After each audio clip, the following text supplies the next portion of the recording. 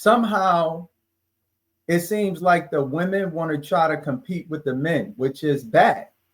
Because I've heard people say, yo, lower the rim or do certain things that'll probably make their game a little bit more exciting. Because, like I said, their game is the purest form of basketball.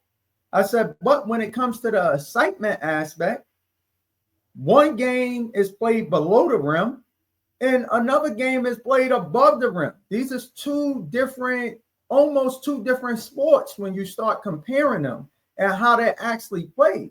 And that's why they're more fundamental, because they playing under the rim. When you got a guy that can, aka Vince Carter, jump over a dude that's trying to take a charge, it's hard to tell that dude to take 1-2 steps and lay it with his left hand on the left hand side when he about to jump over a dude.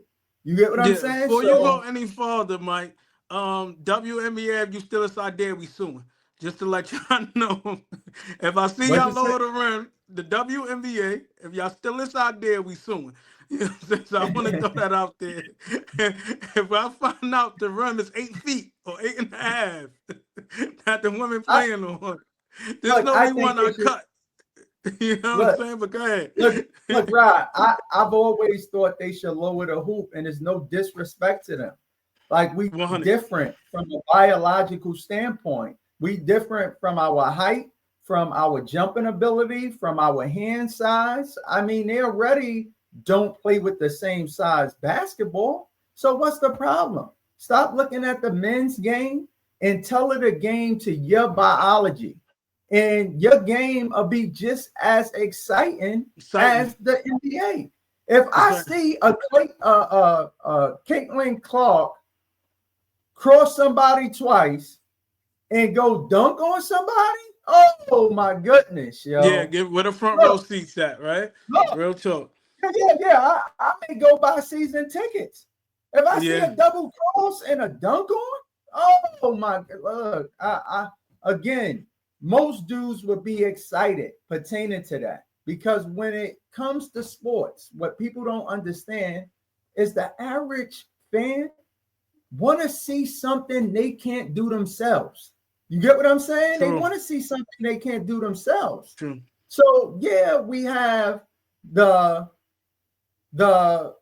fans that want to see certain things and then try those things because they could do it, the AKA Stephen Curry's. But for the most part, when they're looking at an athlete that they're looking up to them because this person can do things that they can't even imagine. Yeah.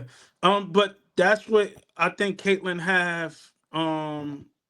is helping the league grow in a way, because where she's shooting the rock from and that consistency. Of course, she got more to her game, but that's the excitement of her game.